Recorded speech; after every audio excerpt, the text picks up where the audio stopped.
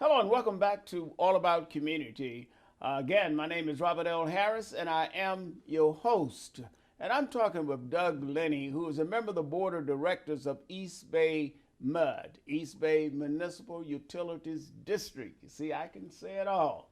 Doug, I indicated earlier that we may have some problems with drought. What is the importance of water preservation? How should we be dealing with this situation? Well, water is such a precious resource. We use it for drinking, obviously, for our sanitary bathing and flushing our toilets. It's one of those things that we tend to take for granted until we don't have it. So we have bountiful water in the wet years when it rains, but we always have to tighten our water belts in the drier years. And we usually have enough carryover storage if we have a wet year. Last year was like an average year. This year we're looking at a fairly dry year. We're generally good through a dry year, but it's the following year that we get especially nervous. So we're not particularly nervous this year. It's the following year. But this is, of course, the year that we tighten the belts so that we make sure that we have enough for next year.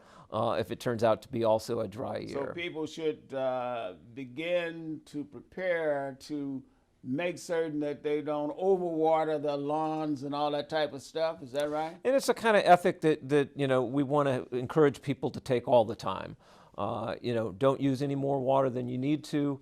And if you're looking at perhaps changing your landscaping, plant drought-resistant plants or plants that need very little water. And that's a good way to ensure that we have enough water through wet and dry years. And I guess that's part of, would you consider that as part of water recycling? Or is that something a little bit different where you... So we also have, so in the dry years, we have other sources that we can go to other than just we were talking about before the McCollum River. We take water from the Sacramento River. And we can actually buy water transfers from water districts that are in the Sacramento water basin. When you said buy water transfers, what does that mean? So we can, they're willing to sell us water.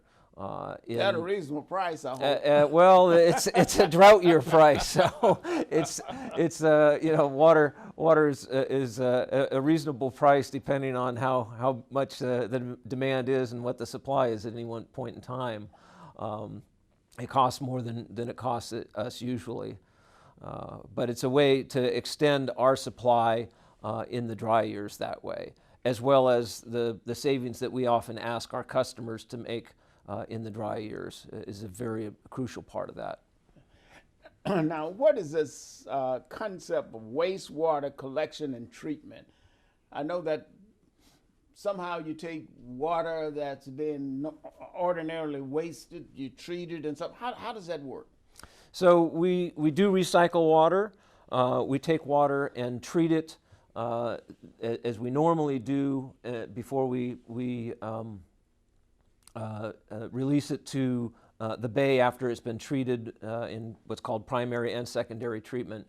But for our recycled water, which is still, we don't consider potable water or drinkable water, it's treated a third time through reverse osmosis, and then we use that to deliver for landscaping in certain areas. Not throughout the district, but in certain areas we offer recycled water to be used for landscaping.